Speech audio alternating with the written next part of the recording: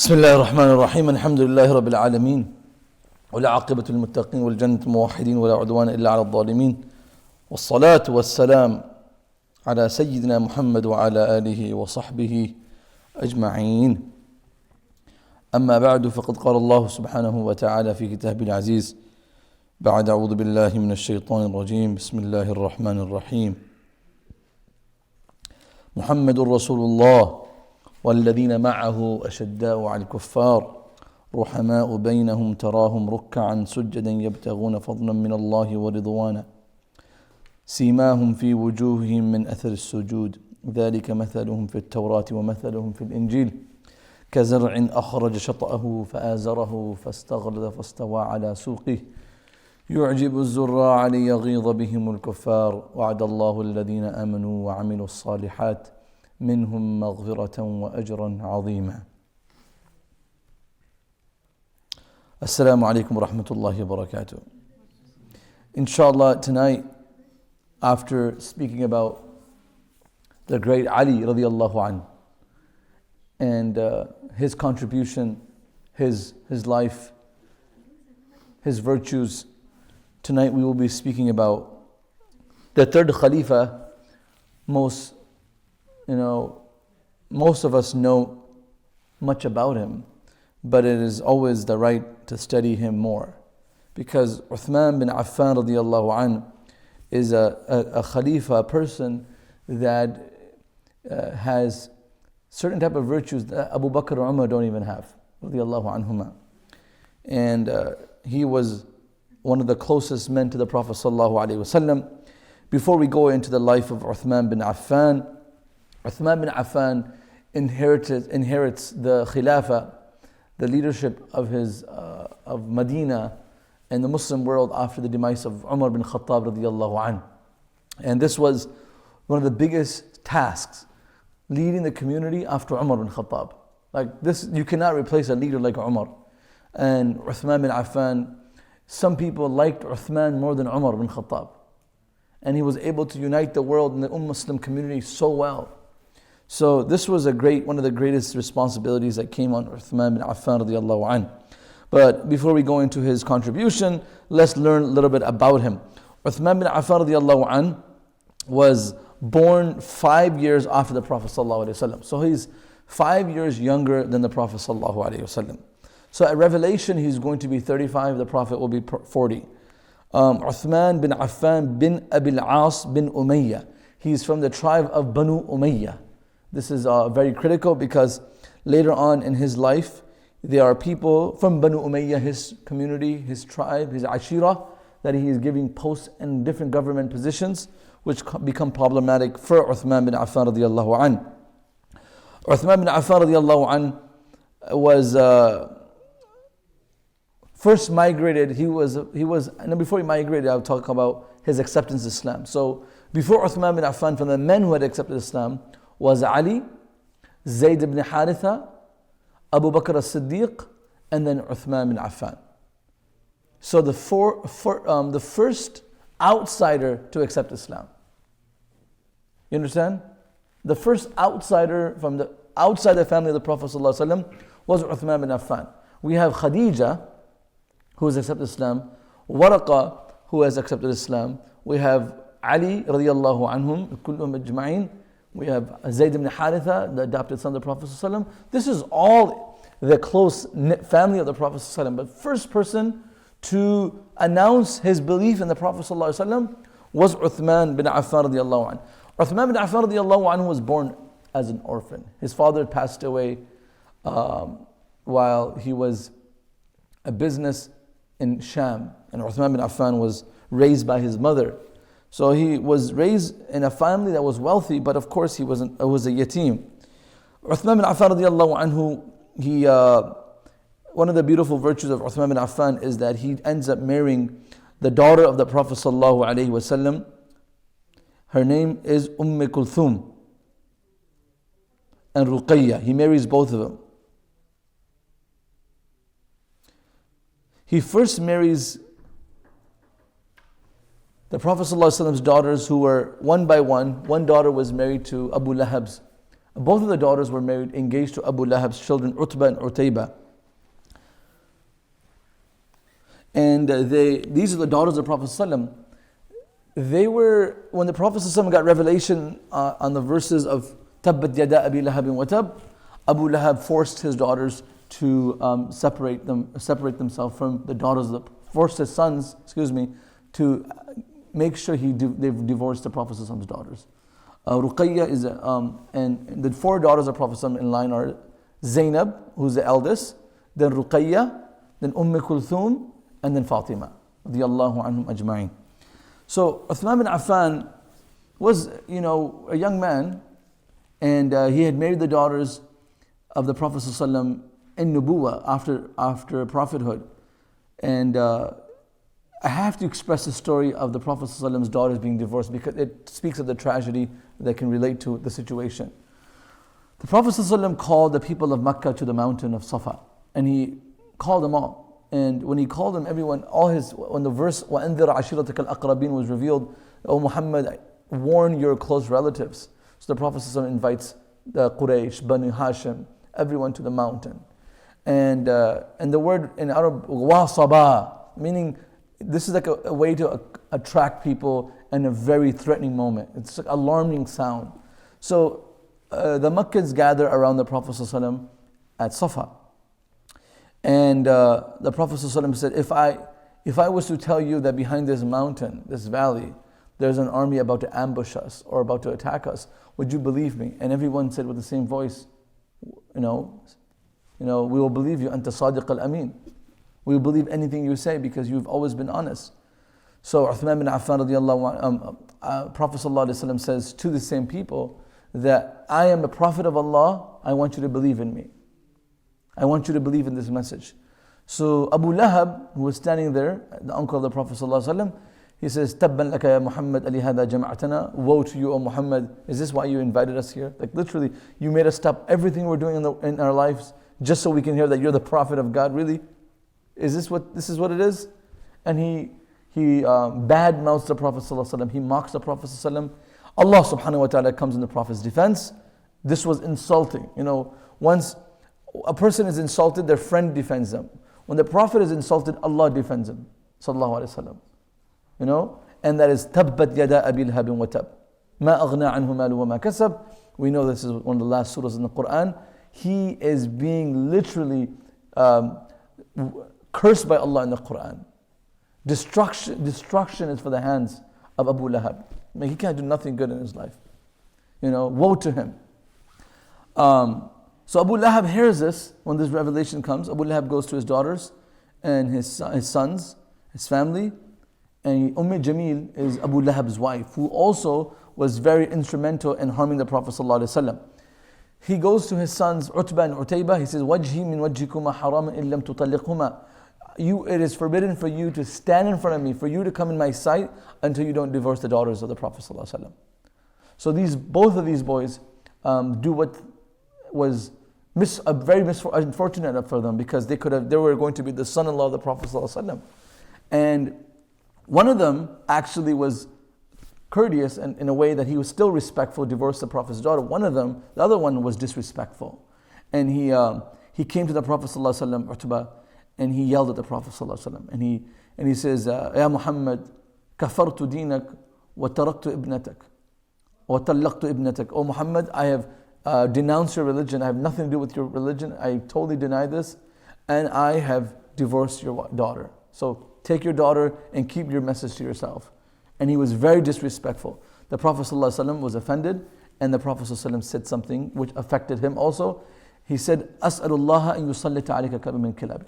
I ask Allah subhanahu wa ta'ala to send upon you a dog of his, a wild beast that would attack you one day. And eventually, later on after this story, he was traveling to Sham. He comes to a place called Zarqa. He sees beasts in the wild. And that night, he says, I'm dead. I'm going to be devoured. And everyone said, no, you're protected. We're here for you. You're the son of our leader, Abu Lahab. And he said, no, Muhammad cursed me, and I know that curse is going to come to action tonight. It's going to come alive tonight. And he said, no, what are you talking about? So all the people in the caravan, they built this form of protection, and they gave him the highest bedding, and they put all the caravan together, all the luggage. They gave him the highest place and nothing can come near him. They woke up in the morning, his head was devoured. You know, and even a non-Muslim at the time of the Prophet ﷺ knew that if they received a curse from the Prophet ﷺ was sufficient for their destruction. Matter of fact, the Jews and the people of Medina would sneeze in front of the Prophet ﷺ and they would say Alhamdulillah, hoping for the Prophet to say Yarhamukullah to them. Because they knew the Prophet ﷺ's Yarhamukullah was a form of mercy. Non-Muslims at the time of the Prophet ﷺ who didn't believe in him would believe in the statements that he would say. They knew he was honest, but they were still arrogant. They were just blindsided by their arrogance and their kufr and their peer pressure of society. Everyone knew Prophet ﷺ. The Quran says this, يَعْرِفُونَهُمْ كَمَا يَعْرِفُونَ أَبْنَاهُمْ. They knew the Prophet was true, accurately the messenger of God, just like they'd recognize their children. Some people came to the Prophet ﷺ and said, Ya Rasulullah, we believe, Quran says they know the evidence of the religion of Islam as much as they know the evidence of their children being their biological children. That's not deniable. So people came to the Prophet ﷺ and said, no. We believe in the message more than we believe our children are biological children. Because back then there was no DNA testing. So we can doubt that our children are our children in case our spouse did something wrong, but we can never doubt the Quran. We can never doubt your message. So Uthman ibn Affan was fortunate to marry the Prophet ﷺ's daughter, and he marries Ruqayya. Ruqayya lived with the Prophet lived with Uthman ibn Affan for a very long time, and she passes away while the Prophet ﷺ is at Badr. And that is also a very tough story to understand and comprehend. Just imagine the Prophet ﷺ and the Muslims participating in the Battle of Badr. This is going to be the first victory that Allah has written for the Muslims. And there's a great moment. Allah says in the Quran, وَلَقَدْ نَصَرَكُمُ اللَّهُ بِبَدْرٍ وَأَنْتُمْ أَذِلَّةٌ. Islam was given honor and dignity through this campaign. The chants of the victory of Badr are coming back. And Uthman bin Affan radiallahu anhu, while they were preparing for Badr, the Prophet ﷺ allowed Uthman to stay back in Medina. He said, don't come with me. You could stay with my daughter because his daughter was very sick. So he stays back in Medina, does not participate in Badr. When the Prophet ﷺ is returning to Medina, that same day, the daughter of the Prophet ﷺ was buried. So imagine the Prophet ﷺ returning from a victory to the grave of his daughter. Ruqayya radiallahu anha. That must have been very challenging because, sometimes in life you get moments where you have like these lifting moments of victory and accomplishments, but at the same time you have these tragic events. And that kind of shows us how the Prophet was human. Like there were these things happening around him all the time. There was Badr, but there was the death of his daughter. And then a year or 2 years later, Uthman's only son that he had from Ruqayya was Abdullah. He passes away. So you can imagine the challenge that Uthman ibn Affan is going through. And so this is the first experience. This daughter of the Prophet ﷺ who lived with Uthman ibn Affan did a lot of sacrifice. She is the one that went with Uthman ibn Affan to Abyssinia. The Prophet ﷺ, أول من هاجر بعد اللوط, Uthman ibn Affan. The first one to migrate for the sake of Allah subhanahu wa ta'ala, leave their land to go to a foreign land for the sake of Allah was Uthman and his wife Ruqayya. They were the first people to leave Mecca, fleeing persecution to Abyssinia. So these are people that did a lot. So we know Uthman ibn Affan is from the Sabiqun al-Awwalun, the first people to accept Islam. And the Islam of Uthman ibn Affan, the credit goes to Abu Bakr as-Siddiq radiallahu anhu. Just for the record, we talked about how many people who enjoyed becoming Muslim in the hands or through the hands or influence of Abu Bakr as-Siddiq radiallahu anhu. Uthman bin Affan's little description, it's good to know a little bit about him. People say, ما رأيت أحد من أصحاب رسول الله صلى الله عليه وسلم كان إذا حدث أتم حديثا.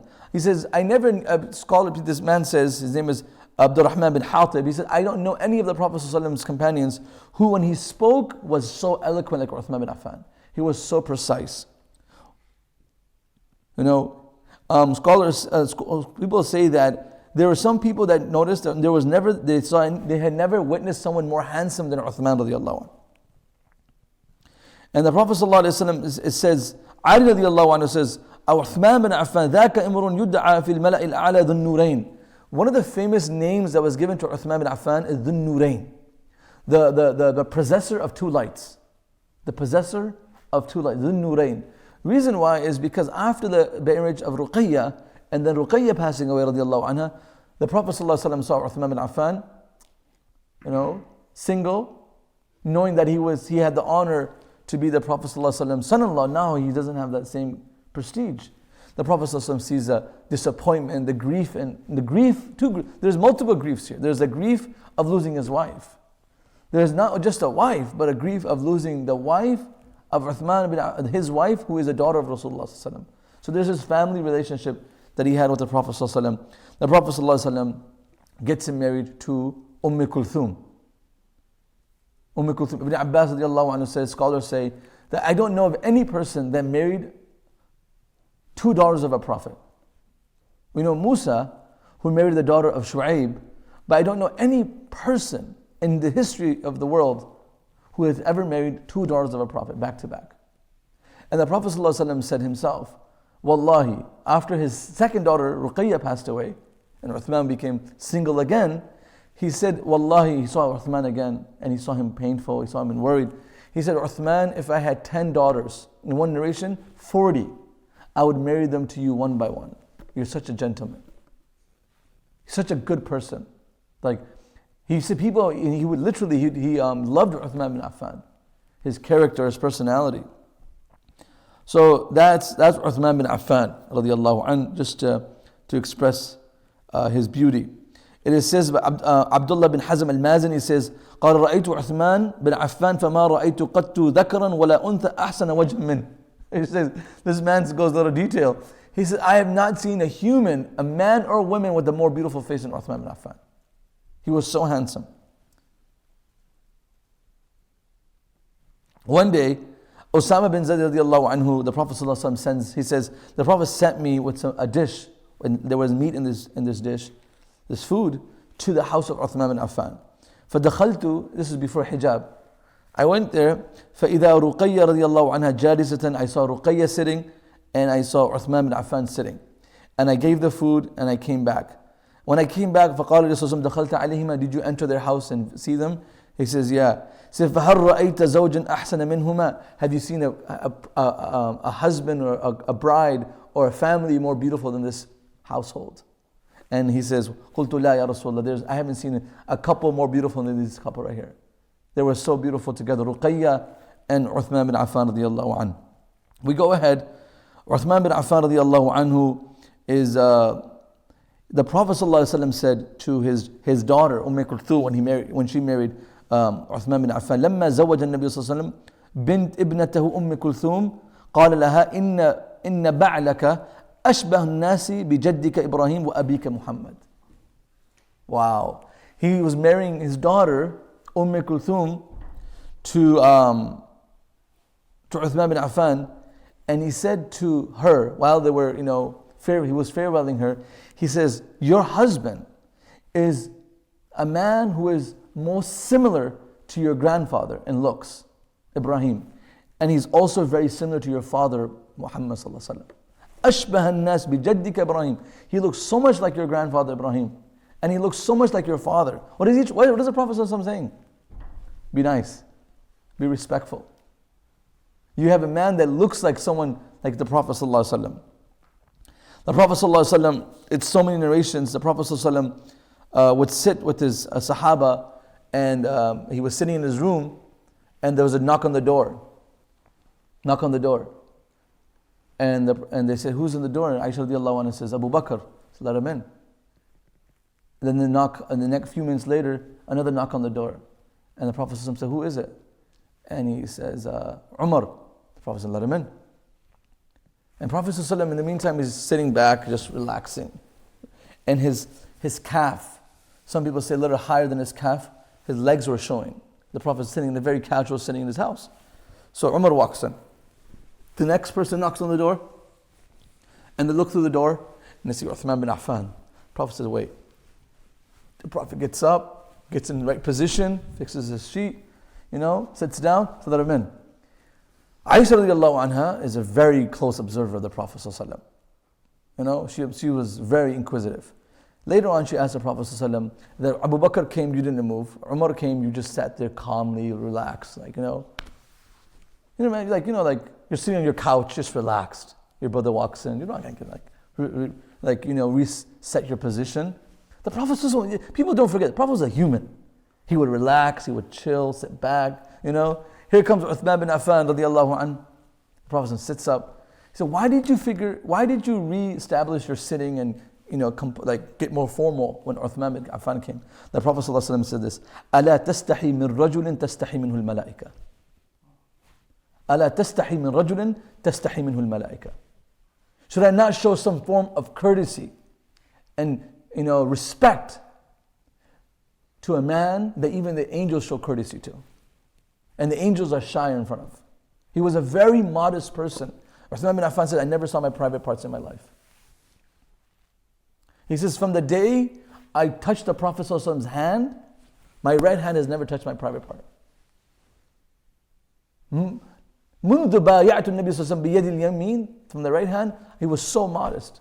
It's even when he would take a shower, he would sit down and take a shower. He would do it in a way that his body would not be exposed. Look at it in a society that we live in full of immodesty. Uthman radiallahu was full of modesty, full of character. So that was one story. Another story which is interesting is that one day the Prophet ﷺ was sitting at a well. And Abu Musa al-Ash'ari radiallahu anhu is the narrator of the story. He says, I woke up in the morning, said to myself, you know what I'm going to do today? I'm just going to go find the Prophet ﷺ, I'm going to hang out with him. Whatever the Prophet ﷺ wants me to do, I'm going to go. Imagine Uwais wakes up one morning. He says, I'm going to go to Shaykh Abdullah's house, whatever he wants me to do. Go get me a frappuccino, get me a coffee, fill up my car, my tires, change my tires. I'm going to do whatever Shaykh wants me to do. Uwais does that too, mashallah. Thank you, Uwais. But just imagine Abu Musa al-Ash'ari wakes up in the morning. He's like, today I'm going to spend the day with the Prophet. And anything he wants me to do, there must be some responsibility. The Prophet ﷺ is getting revelation. There are people coming. All these are volunteers. You have to understand. There was no hired employee in the Prophet's school. Everyone's a volunteer. Subhanallah. Giving their life. Volunteering what? Hours, days, months, life, money, everything for the Prophet ﷺ. So Abu Musa says, I went to the Prophet ﷺ. I looked for him. I was like, where is he? I found him at a well. In a garden. So I went, I said, Assalamu alaikum. Sayyid Rasulullah. Prophet ﷺ had intuition. He recognized that this man is here for something. The Prophet ﷺ said, you do me a favor. Stand outside by the gate. Just stand there as a guard. So he said, Kuntu bawwab. I became like a guard at the gate to the garden. The Prophet was sitting inside next to a well. So Abu Bakr shows up. And Abu Musa al-Ash'ari comes inside. See, Ya Rasulullah, Abu Bakr in al-Bab. He wants to come inside. So the Prophet ﷺ says, Abu Musa, Abshirhu bil Jannah. I want you to go on. Let him in. Adhinhu. Let Abu Bakr in. But tell Abu Bakr that he's guaranteed to go to Jannah. So Abu Musa comes to Abu Bakr radiallahu anhu. He says, the Prophet ﷺ said, welcome inside. Guaranteed Jannah for you. Wow. Abu Bakr comes, sits down next to the Prophet ﷺ. On the right. And a few minutes later, Umar ibn Khattab shows up. Abu Musa comes inside, says, Rasulullah, Umar in al-Bab, yasta'dhinuk. He's asking permission. Umar is at the gate, he's asking permission to come inside. He said, Idhinhu wa abshirhu bil Jannah. Let him in, but also tell him that he's going to go to Jannah for sure, inshallah. Amazing. What a lucky day. This happened all the time. A few minutes later, guess who shows up? Uthman Ibn Affan. So Abu Bakr is sitting next to the Prophet on the right, and Umar is sitting on his left.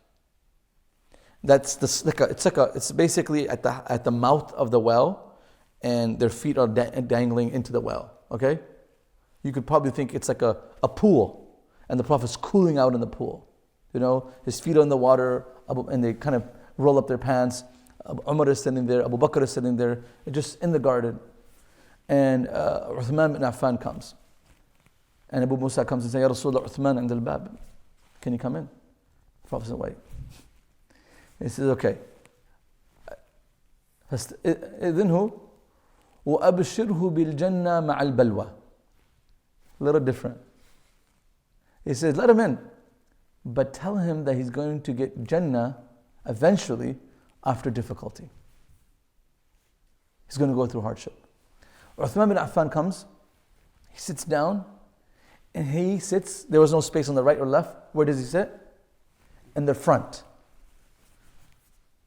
The muhaddithin have taken out a very strong, people like interpreters of narrations, they have taken out something very powerful. When I read this in the footnotes, I was really intrigued. It said that this itself was symbolic to the graves of these three people. People are like, what is happening here? This whole setting, Abu Bakr, Umar on the right, left, and Uthman in the front, is symbolic to where the graves of these three people will be after their demise. The Prophet, Abu Bakr, Umar are buried where? Together. Uthman bin Affan is buried far ahead of the Prophet ﷺ, straight across in Baqiyah. And that's exactly, and we know what happened to Uthman bin Affan. Uthman bin Affan was eventually killed by Muslims. So his paradise was guaranteed, but it was guaranteed through hardship. So we're going to talk a little bit about the hardship that he faced in his life. So let's go ahead. There are a few narrations I wanted to tell you about Uthman bin Affan's virtue. The Prophet ﷺ said that there are two times that Uthman bin Affan radiallahu anhu, I said this at a fundraiser before, إن عثمان بن عفان اشترى الجنة من النبي صلى الله عليه وسلم مرتين. Uthman bin Affan had purchased paradise from the Prophet twice. I'm going to tell you both of them right now. The first one is a narration of Bukhari. The Prophet ﷺ is preparing for Jaysh al-Usra, Tabuk. It's called Jaysh al-Usra. And he is encouraging people who can donate. This is also narration in Tirmidhi. Who can donate? And the Prophet says, يَحُثُّ عَلَى جَيْشِ الْعُسْرَةِ This is a tough battle. This is in the summer. It's 1,100 kilometers plus journey. And the Muslims have never traveled this far to fight the Romans. This was something that the Muslims were not prepared for. And it was on demand. It wasn't like they were prepared. The Prophet ﷺ says, everyone has to participate. And everyone has to give whatever they can. This is those battles that the three companions that didn't participate got chastised in the Quran. So if you were a Sahabi that participated in Badr and you didn't show up, you're going to be called out. This is that serious. The Prophet ﷺ is encouraging everyone to go. And it's at a very difficult time. You have to understand, for the people who did agriculture, there's an agriculture season. You understand? Like, there's a time in the season where your fruits and your produce are ripe and you are, basically it's an investment. You've invested 3 months into agriculture, and now the last month where you're supposed to reap the produce, here comes Ghazwat of Tabuk. You got to go out. You're like, wait a minute, let's go this in a month. Let's go 2-3 weeks later. Let's take this produce, sell it, make money. No, now. So how hard is that? Imagine you put all this effort in, and now Allah is calling you for a cause. So Uthman bin Affan, he said, Ya Rasulullah, while the Prophet was encouraging, this is the Prophet fundraising, okay? And the Uthman is the donor here. He said, Ya Rasulullah, عَلَيَّ مِئَةُ بَعِيرٍ بِأَحْلَاسِهَا وَأَقْتَابِهَا.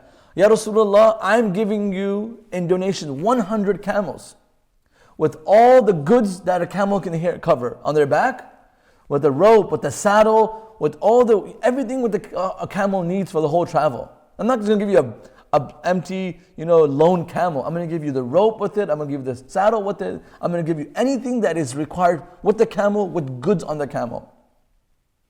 So basically a truck fully loaded. Just think about a F-350, right? Truck, Ford, fully loaded. I'm not just going to give you an empty truck, empty, no gas. Fully loaded truck. How many? 100. The Prophet ﷺ was very happy. The Prophet ﷺ started encouraging people to give more. He said, we need more than that. This is serious. As he's encouraging, Uthman bin Affan raised his hand again. He said, عَلَيَّ مِئَةَ بَعِيرٍ يَا رَسُولَ اللَّهِ. Again, I'll give another 100. With the same amount of fully loaded. With all the saddle, with the rope, with the necessary means for this animal to traverse the desert, and all the needs for the ride he was wealthy. Uthman bin Affan was very wealthy. Right? He's called Uthman al-Ghani. One of the wealthiest Sahaba was Uthman Ibn Affan. Right? I'm going to talk about a well that he helped sponsor in Medina next. So it'll tell you about how wealthy he was. And then the Prophet ﷺ, he said, guys got to give more. Uthman bin Affan stands up again and he said, Rasul, I'm ready to give. I'm ready to give. And then he gave gold. That was just animals. Then he gave gold, silver, like cash value, animal value. He did anything possible. And then the Prophet ﷺ said this, مَا ضَرَّ عُثْمَانْ مَا عَمِلَ بَعْدَ الْيَوْمِ. Listen to this narration. He says, not anything that Uthman bin Affan does from today will never affect his akhirah. Anything that he does from today will never jeopardize his paradise. Meaning, this act of his has guaranteed that he's protected from the fire of hell. مَا ضَرَّ عُثْمَانْ مَا عَمِلَ بَعْدَ الْيَوْمِ. Can you imagine? Like this. And the Prophet said this twice. And it says in the narration, when the Prophet ﷺ got the money of Uthman, he started to play, he grabbed it in his hand, it was in his lap, and he literally marveled at it. Like, wow. It's like, imagine getting a check for $1 million from someone. Like, wow, really, I can't believe it. The Prophet ﷺ got the cash from Uthman, the coins, and he started to marvel at it. He's like, wow, how can someone give this much money? And that was Uthman bin Affan radiallahu anhu. Was the Prophet collecting money like in public? Oh yeah. He did it on Eid. Like in front of everyone. Yeah. He was doing it in front of everybody. How do you know that? How do we know Uthman gave this much money? It wasn't against his ikhlas, was it? No. It's very clear. They gave. Uthman gave, Umar gave, and Umar gave half of his wealth. Abu Bakr gave all of his wealth. Everyone knows this. So, إِن تُبْدُوا الصَّدَقَاتِ فَنِعِمَّا هِيَ وَإِن تُخْفُوهَا وَتُؤْتُوهَا الْفُقَرَاءَ فَهُوَ خَيْرٌ لَكُمْ. You can hide your wealth and give it, and you can give it in public. You get reward for it, condition that you're sincere. So the sincerity of Uthman bin Affan is clearly evident by the Prophet ﷺ. And the Prophet ﷺ had said that another time there was a well called Bi'r Ruma. The Prophet ﷺ says, whoever sponsors as well, Bi'r Ruma. What happened is, when the Muslims came to Medina, there was a lack of clean water in Medina for the inhabitants of Medina, especially with the new immigrants now. There were some wells outside. In Mecca, what well did they have? Zamzam. It was fresh water, it was sweet, it was nutritious, right? The pH in that water must have been great, Now they come to Medina and the water is bitter. If you go to Saudi Arabia and some of these desert lands, the water, it's hard to find fresh water, like sweet water. And when I'm talking about sweet, like honey, but just like water that tastes good and not salty and bitter. So the people of the Medina, Sahaba, complained. So there was this Jew who owned a land and had a well there. And the Prophet ﷺ asked him, can we buy the well? And the man put a price tag for this well. And there was no way any one of the companions could afford it. You have to understand, these are poor guys, poor men and women who just migrated. These are literally migrated from Mecca to Medina. They don't have any assets. They left everything. On the calculation that I looked into, the dinars and dirhams that Uthman bought this for, it comes down to $1.4 million cash for this well. $1.4 million Uthman bin Affan dropped at one spot. And this is what the Prophet ﷺ said, whoever buys this well and gives it to the Muslim, فَلَهُ الْجَنَّةِ. So I got this. If I have to do this for Jannah, I'm ready to do this. He gave everything for that well. He did it independently, yeah. I was just wondering, wasn't one of his virtues of Uthman was that he was also very gentle? Yeah. Uthman is also very gentle compared to Umar bin Khattab, that's for sure. We're going to get to that inshallah, if we have time. The Prophet ﷺ clearly guarantees Uthman bin Affan Jannah 2 times. One is in his bi'r, and this purchase of this well, land, out in Medina, and one is also in the battle of Tabuk. One of the other virtues of Uthman bin Affan, the Prophet ﷺ said that Uthman bin Affan,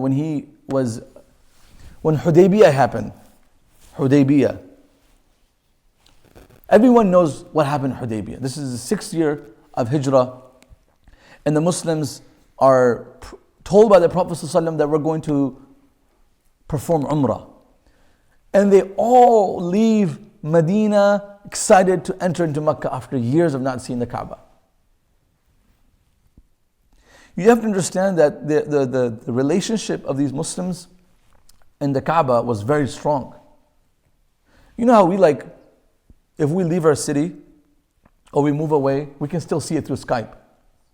Pictures, video chats, conversation, correct? Am I correct? We can still see Gaza. We can still see Palestine. We can still see Syria. Satellite images. May Allah revive them. Say Ameen. When you left Mecca, you could not see Kaaba. There was no such thing as a picture of the Kaaba hanging in Sahabi's house. Even Bilal radiallahu anhu used to say, ألا ليت شعري هل أبيتن ليلة بواد وحولي إذخر وجليل وهل يبدون لي شامة وطفيل وهل أردنا يوما مياه بجنة وهل يبدون لي شامة وطفيل. He says, please someone tell me that one day I'm going to go back and see the bushes and the shrubs that are around Makkah. I just want to see those trees. I miss Makkah so much. This was Bilal, who was a man who was a bondage in Makkah. Abu Bakr radiallahu anhu did not like the atmosphere of Medina. He got sick. So these people missed the house of Allah. They missed Makkah.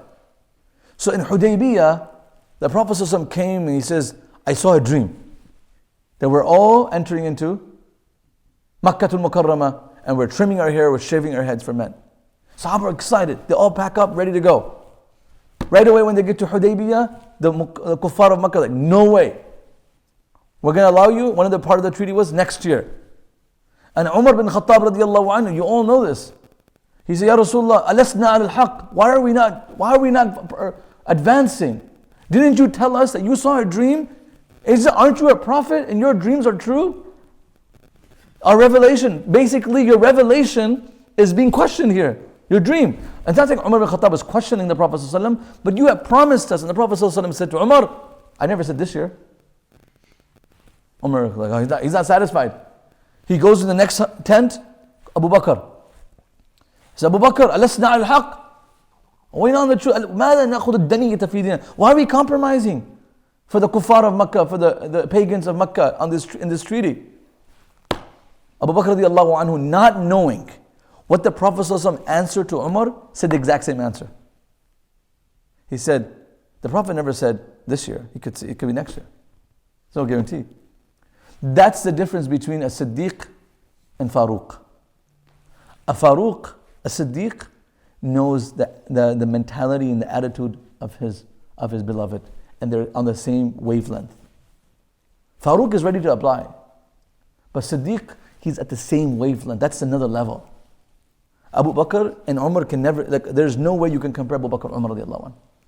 This is why Umar radiallahu anhu said, a day or evening of Abu Bakr's life is better than my entire life. يوم من وليت أبي بكر خير من عمر وآل عمر. There's no comparison. Umar said this. When Aisha radiallahu, and when I get to Umar and Abu Bakr inshallah the next 2 weeks, one day it says that Aisha radiallahu anha was sitting with Abu Prophet sallallahu alaihi wasallam, and they were looking at the stars in the sky. And Rawah Razin. And Aisha radiallahu anha said, Ya Rasulullah, هل من أحد من أمتك عنده حسنات عدد النجوم في السماء? Is there anyone in the ummah of yours, your followers, that has equal reward to the numbers of stars in the sky? And Allah knows how many stars are in the sky. The astronomers say that there are 10 times more stars in the sky compared to sand particles in the world. And وَالسَّمَاءَ بَنَيْنَاهَا بِأَيْدٍ وَإِنَّا لَمُوسِعُونَ, in the sky is expanding. So is there anyone in the world that has reward equal to the stars in the sky? The Prophet ﷺ says, Na'am. So who, Ya Rasulullah? قال Abu Bakr, قال Umar. Says Umar bin Khattab. So Aisha radiallahu anha was the daughter of who? Abu Bakr. So she says, فَأَيْنَ حَسَنَاتِ أَبِي يَا Rasulullah? How about my dad? Like you give all this to Umar, right? So the Prophet ﷺ said, إن جميع حسنات عمر كحسنة واحدة أبي بكر. All the good deeds of Abu Bakr's life are equal to, all the good deeds of Umar's life, all of his actions that he did are equal to one good deed of Abu Bakr's life. There's no comparison. So let's go ahead. In this aspect, Uthman bin Affan radiallahu an is now, they need to find someone to go on behalf of the Muslims to Makkah. So the Makkans are sending in people to do the treaty, but they need to send someone from the Muslims to Makkah to go and negotiate with the non-Muslims. So the Prophet ﷺ chose, he asked, who should we send? And the Sahaba suggested, let's send Umar bin Khattab. So the Prophet ﷺ is in the opinion of sending, I'm smiling because I can just see Umar's attitude here. He said, Umar, yalla, you go to Makkah, figure this out. Umar bin Khattab was like, so you know me. Nobody likes me in Makkah. I did some bad stuff in Badr. I did some bad stuff in Uhud to these guys. They're not going to forgive me. If I go there, I don't think I'm coming back alive. So I think we should send someone else. Send Abu Bakr. And then he suggested, I think you should send Uthman. Uthman has some family, Banu Umayyah, and he has some people respect him. Nothing will happen to him. And people will accept his opinions. So the Prophet ﷺ said, okay, fine. He sent Uthman bin Affan. Uthman bin Affan goes into Makkah. Two issues happen. One is that the rumor was that, some people said this rumor that Uthman bin Affan is in Makkah, he must have done Umrah. And the Quraysh said to Uthman, while you've made it inside Makkah, you came with the intention of Umrah, why don't you do Umrah? Uthman bin Affan says, Wallahi, how can I do Umrah when my Prophet and his companions are stuck outside? I will not do Umrah. That's loyalty. That's what? That's loyalty. Is it wrong for him to do Umrah? No. But it was just, loyalty is something that's beyond, you cannot quantify it. I'm not doing it. You understand, Uwais? Like always just thinking man, if I was there, I'd do Umrah and I'll do Hajj too in the wrong season. But the reality is, this is loyalty of Uthman bin Affan. This is not happening. And the second rumor that went public, that Uthman was killed. When that rumor gained momentum, which wasn't true, guess what happens? That's what Rasulullah does, Bay'atul Ridwan. That famous pledge, لَقَدْ رَضِيَ اللَّهُ عَنِ الْمُؤْمِنِينَ إِذْ يُبَايِعُونَكَ تَحْتَ الشَّجَرَةِ. It happened because of the rumor of Uthman bin Affan being killed. So they were not sure if he was alive or dead. So the Prophet gathered 1,500 of his companions. So all pledging. What are we pledging for? We're all establishing our commitment to Allah subhanahu wa ta'ala. We are recommitting our life to Allah subhanahu wa ta'ala. Some Sahaba say that we pledged that we were ready to die for Allah anytime, at any cost. Bay'ana al-maut. Like we were ready. If the Prophet ﷺ told us right now, I want all you guys to go in Makkah, we were ready to go. We were not going to shy away or walk away from an opportunity. We had committed to the Prophet ﷺ. In that, it says the Prophet ﷺ, when he did the bay'ah of Ridwan, he said, "Antum khayr ahl al-ard." You are the greatest human beings on the earth. 1,500. And the Prophet ﷺ says, these 1,500, Quran also talks about this, are all guaranteed paradise. فَأَنزَلَ السَّكِينَةَ عَلَيْهِمْ وَأَثَابًا فَتْحًا قَرِيبًا. These are all 1,500 companions of Bay'atul Ridwan are considered to be one of the top tier. Let me tell you how the tiers go. Ready? The tiers go like this. There are the Khulafa Rashidin, the top tier. Okay, amongst them is Abu Bakr, Umar, Uthman, Ali, top. Then it goes, Ashra Mubashara, the series that we're talking about, these are top 10. Then are considered the Badriyin, 313 that participated in Badr. Then the people who participated in Bay'atul Ridwan. You understand? These are the top-notch generals. Anyone in the later post-Prophet ﷺ's life, if someone who did Bay'atul Ridwan was in the room, all respect was given to that person. You were there and Allah talked about you in the Quran. You're special. So these are the people that the Prophet ﷺ was speaking about. Uthman bin Affan wasn't there. So what happens now? The Prophet ﷺ's doing this pledge. There are 3 times Uthman bin Affan missed major opportunities. He wasn't physically there. Are you guys ready for this one? The first one was Badr. Why wasn't he there for Badr? Ruqayya was sick. He was excused. Matter of fact, the excuse was so legit that the spoils of war were also, they were a selection that was given to Uthman bin Affan as a share, as if he was a participant. And the Prophet ﷺ said, "The anta min Ahl Badr." Though you were not physically there, I include you as the people of Badr. Are you guys following me? Number two, you know what that also means? SubhanAllah, I learned from this that if you cannot participate in something for excusable reason, and you tell the Shaykh, like, I can't make it, please excuse me, you get reward for attending. Like you intended to be involved in something, but you could not make it, so you excuse yourself. كَأَنَّهَا حَضَرَهَا, as if you intended it. You know that narration of the Prophet ﷺ, that a person who is in an event that is immodest or is disliked by Allah subhanahu wa ta'ala, فَكَرِيهَا, and this person dislikes to be in the situation because of the wrong that's happening around them in that moment, but he's stuck or she's stuck, and he dislikes this situation, or he dislikes the situation, فَكَأَنَّمَا غَابَ عَنْهَا, as if this person was never there. Allah will not include him amongst that people, a gathering. And a person who was absent from a negative or bad environment, and he wished or she wished to be there, فَكَأَنَّمَا حَضَرَهَا, he will be included amongst those people who were there. So Uthman bin Affan wanted to be at the Badr, he couldn't be there, he gets reward for it. Are you following me? Uhud. What happened at Uhud? Uthman bin Affan radiallahu anh came to Uhud, participated in Uhud, ran away from Uhud.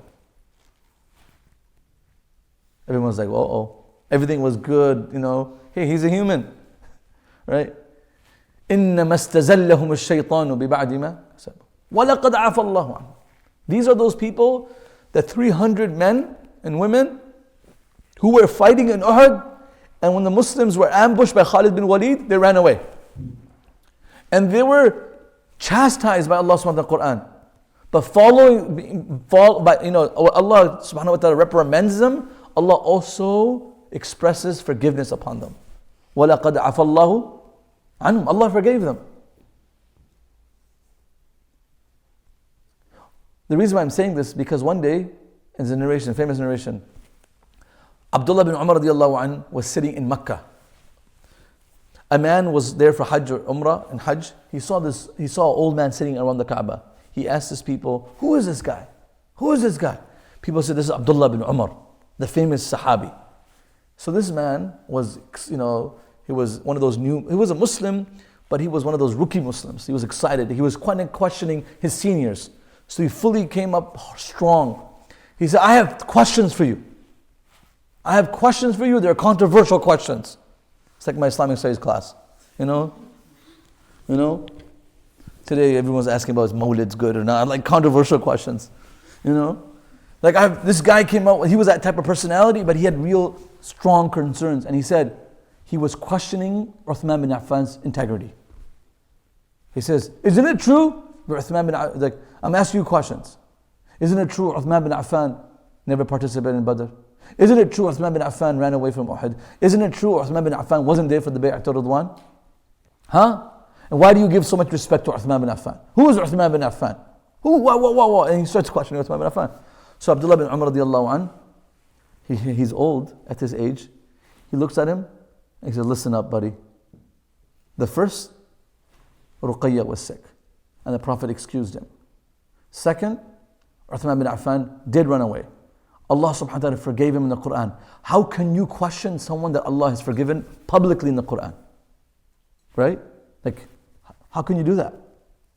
Who are you to question when Allah Himself forgave? So throw that discussion out of the window.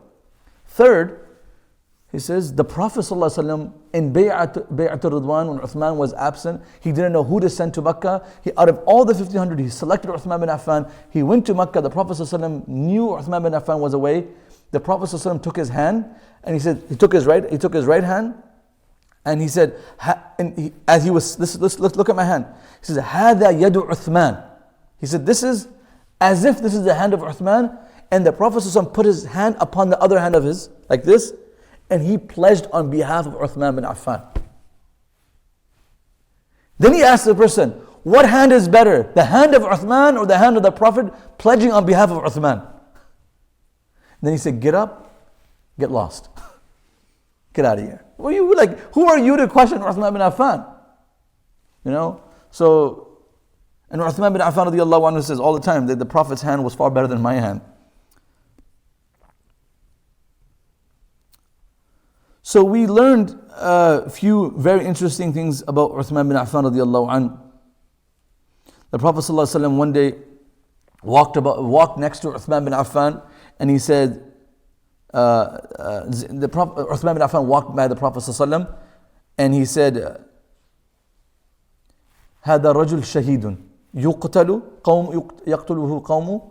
This person is going to be killed by his own people. This Sahabi of mine is going to be killed by his own people. One day the Prophet ﷺ was standing on Uhud, and the mountain started shaking. And with the Prophet ﷺ were three people. And multiple narrations, sometimes was Umar, sometimes Uthman.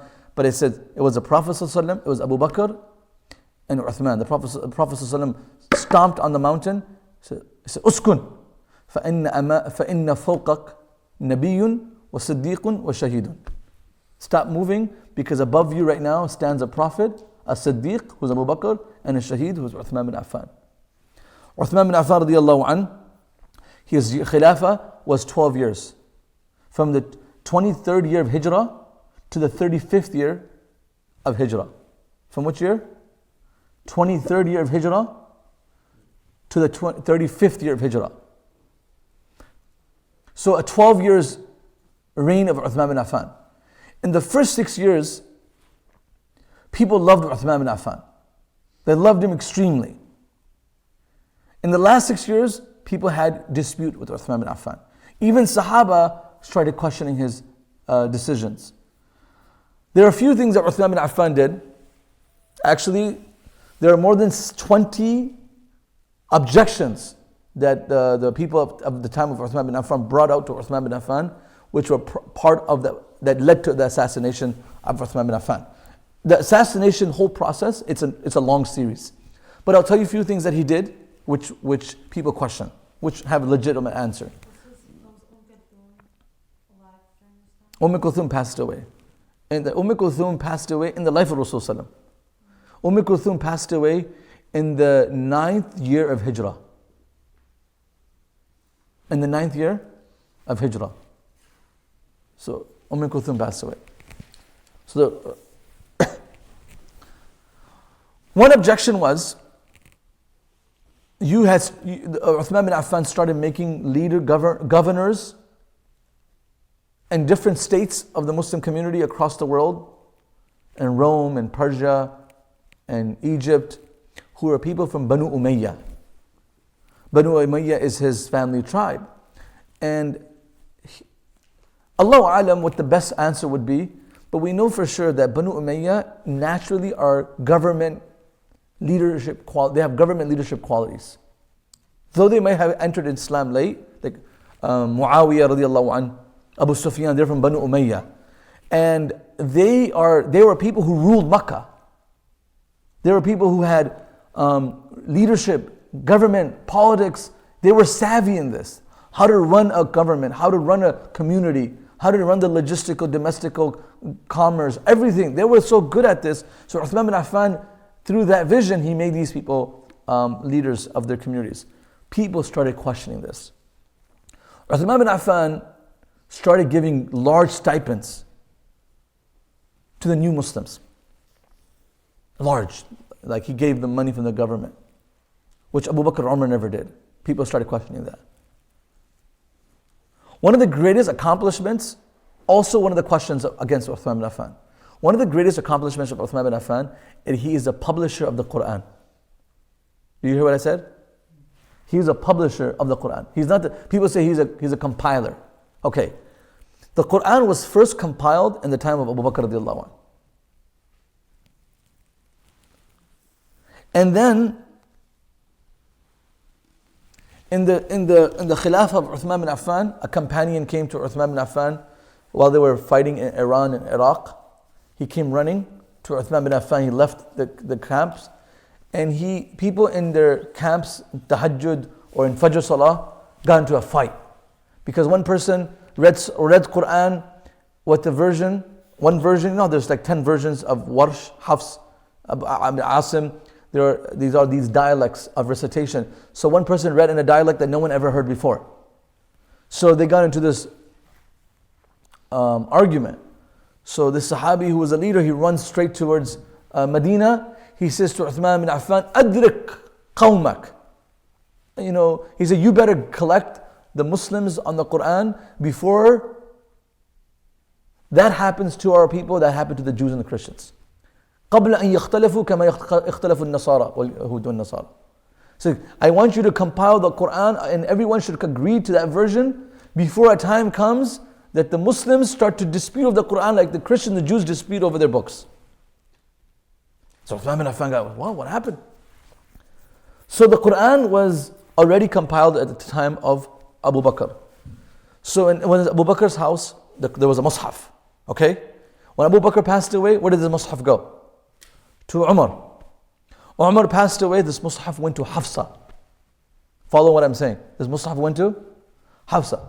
How did Abu Bakr compile this Mus'haf? He gathered the 40 to 50 of the Qurra of the time of the reciters and the scholars of the Quran from the time of the Prophet ﷺ, led by Zayd ibn Thabit radiallahu anhu. Who is Zayd ibn Thabit? The scribe of the Quran of the Prophet ﷺ. The main scribe of the Prophet ﷺ was Zayd ibn Thabit.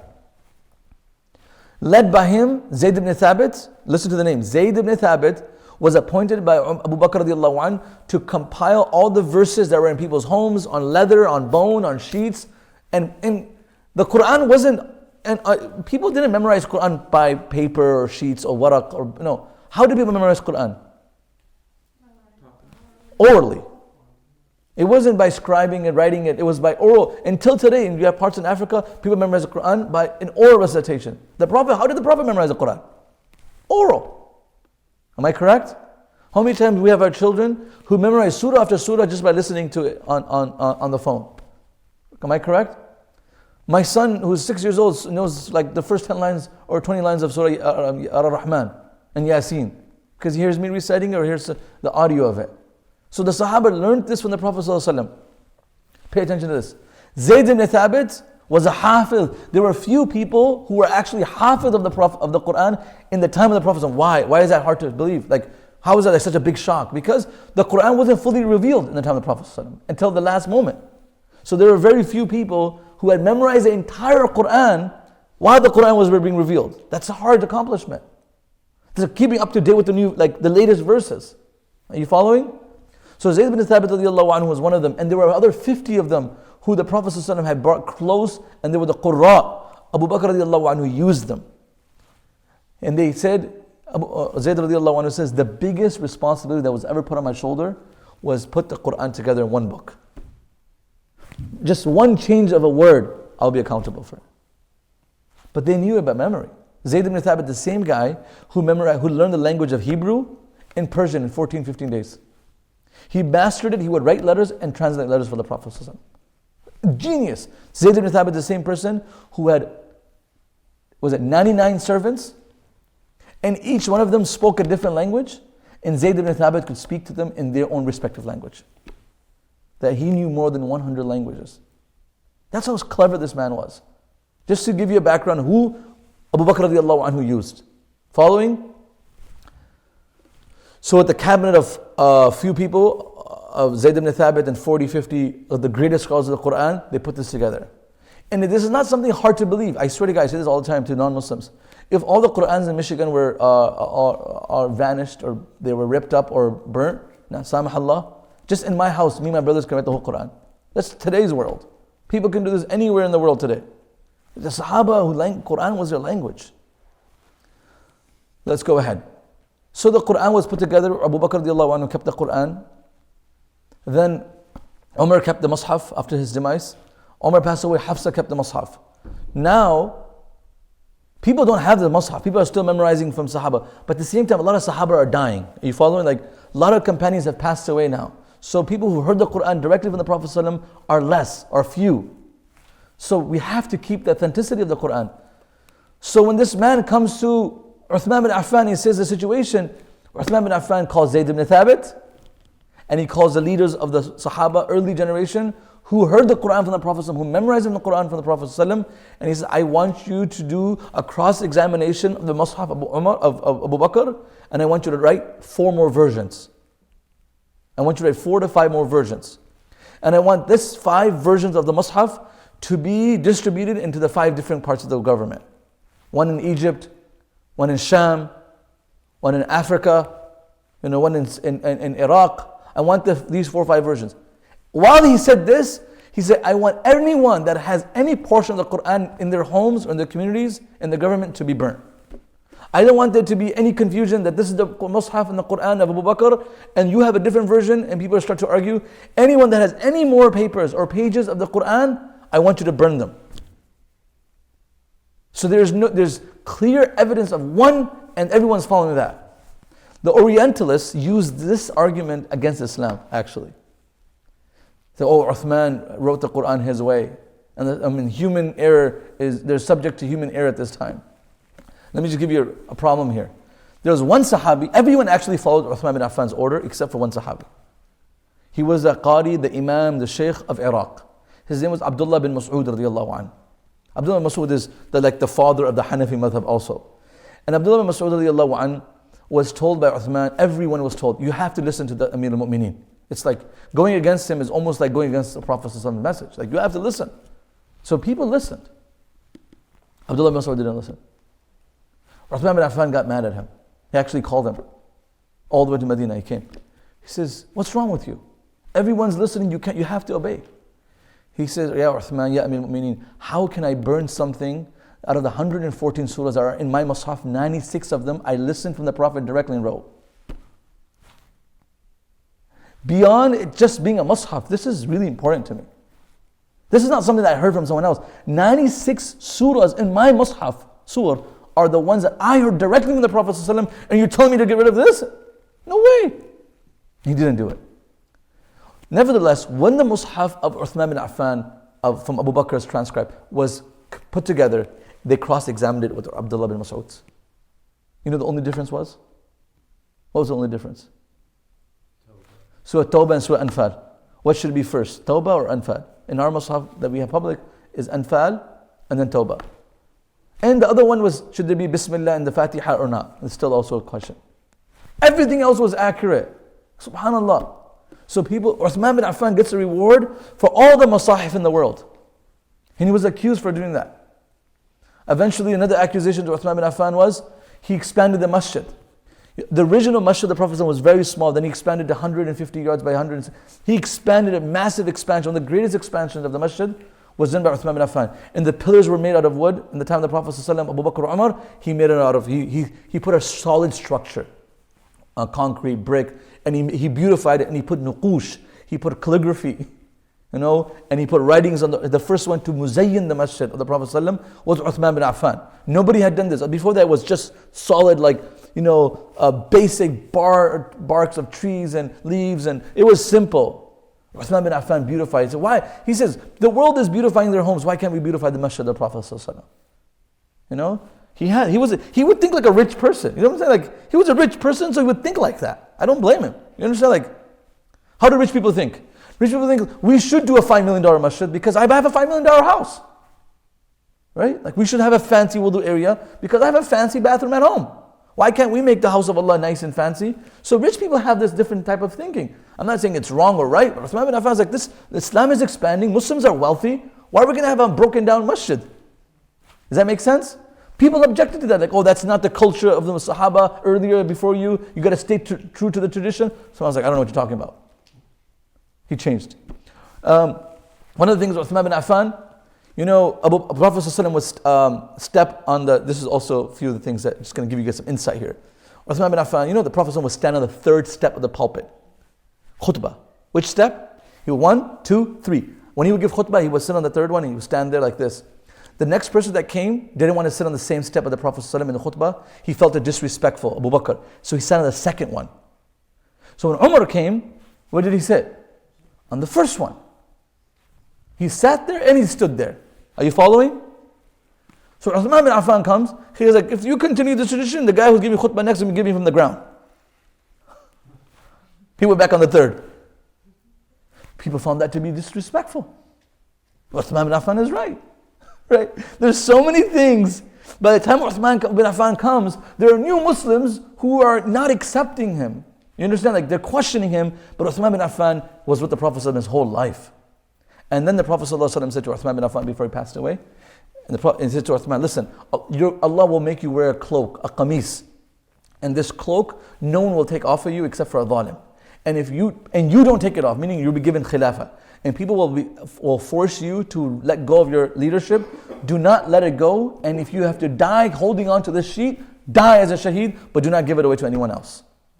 And Uthman ibn Affan knew this was the event, and he was house arrested for 4 months, and then eventually time got challenging, and people jumped over the wall. And Uthman ibn Affan, it says that he was reciting Quran, and the verse that his blood fell on, and people are attribute the Mus'haf to still be in the world today in Turkey, says فَسَيَكْفِيكَهُمُ اللَّهِ. The blood fell on that verse, which says Allah will suffice you in the matters against them.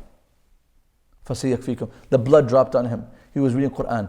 Uthman ibn Affan, in the last moment of his life, this is him. He's sitting, as he's, he asks for water. He asks for water. And nobody's giving him water. The well that he sponsored, no one's giving him water. Actually, he's not even allowed to come out of his house to lead salah in the masjid. He's praying at home. The masjid that he expanded, he can't even pray in. It was a group of people from Egypt, actually. It was a bunch of people, bunch of munafiqeen, the youth. Amongst the youth was one of the sons of Abu Bakr radiallahu anhu. Actually, Abu Bakr radiallahu anhu's son, his name is Abdurrahman ibn Bakr, he jumped over the wall. And he grabbed the beard of Uthman. And Uthman ibn Affan said, I swear, if your father was here and he saw what you were doing, he'd be very disappointed. And he let go of Uthman and ran away. He said, don't do this.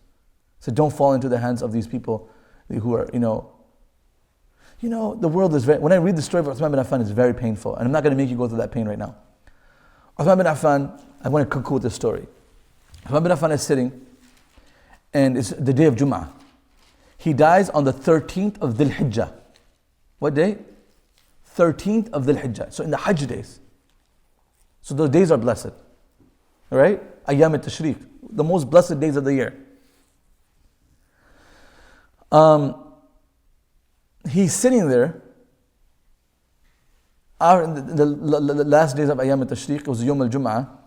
And he's sitting and he falls asleep. He wakes up and he tells his wife, I saw the Prophet in my dream. And he said, oh, Uthman, be patient. You're going to break your fast with us. In one narration. And then another narration, he falls asleep and the Prophet comes in his dream. So Uthman, be patient. You're going to pray Salatul Jum'ah with us. He died on Jum'ah while he was fasting. And he was buried on Saturday, Yom Sabt, between Maghrib and Isha. Actually, even after he died, the rebels didn't want his body to be buried in Medina. They had to bury him in the dark, hide and bury him. If you pay attention to his grave, it's far deep into Baqi. At that time, that wasn't even part of the graveyard. It was actually in the jungle. And then Medina expanded, now it's part of the graveyard. His body, they had to hide his body. And when they had to disguise his body from the public because people wanted to open his grave up and take his body somewhere else. Even after death, it was challenging for Uthman ibn Affan. But brothers and sisters, this is a great Uthman. The Prophet ﷺ said, مَا ضَرَّ عُثْمَانَ مَا عَمِلَ بَعْدَ الْيَوْمِ. He gave so much, he did so much. The Prophet ﷺ said, doesn't matter what he does, he's going to be in Jannah. Nothing's going to hurt him. The Prophet ﷺ said, إِنَّ لِكُلِّ نَبِيٍّ رَفِيقٍ فِي الْجَنَّةِ وَأَنْتَ رَفِيقِي فِي الْجَنَّةِ. O Uthman, every prophet has a friend in Jannah. You are my friend in Jannah. Uthman ibn Affan. The man who married two of the daughters of the Prophet ﷺ. Ruqayya and Kulthum. And the Prophet ﷺ proudly said, if I had more, I'll give them to you one by one. That is Uthman ibn Affan. The Prophet ﷺ would imagine telling his daughter, be courteous to your husband looks like me. He looks like Ibrahim alayhi salam. What a great individual. We ask Allah subhanahu wa ta'ala to elevate his status to resurrect us with Uthman bin Affan radiallahu anh. Give us the ability to study his life in detail. We ask Allah subhanahu wa ta'ala to make us people of courage, to stand for the truth and never shy away from speaking the right, and just in the face of adversity, speaking the truth in the face of challenges. We ask Allah subhanahu wa ta'ala to make us people who love the Quran, who also embody the teachings of the Quran. وآخر دعوة الحمد لله رب العالمين.